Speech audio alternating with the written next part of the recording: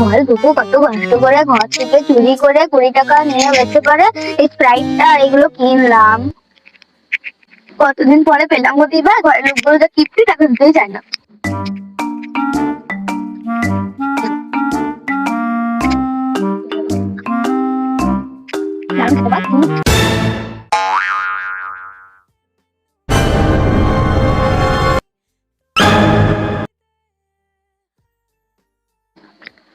এখানে মন্দিরটা কোথায় আছে তোমরা একটু বলতে পারবে?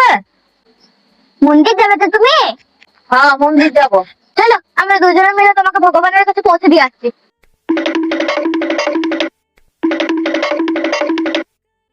তোমাকে এই যে ভগবানের মন্দিরে বসিয়ে দিলাম, তোমার চিন্তা নাই, তুমি একটু নড়াচড়া করলে ভগবানের কাছে পৌঁছে যাবে।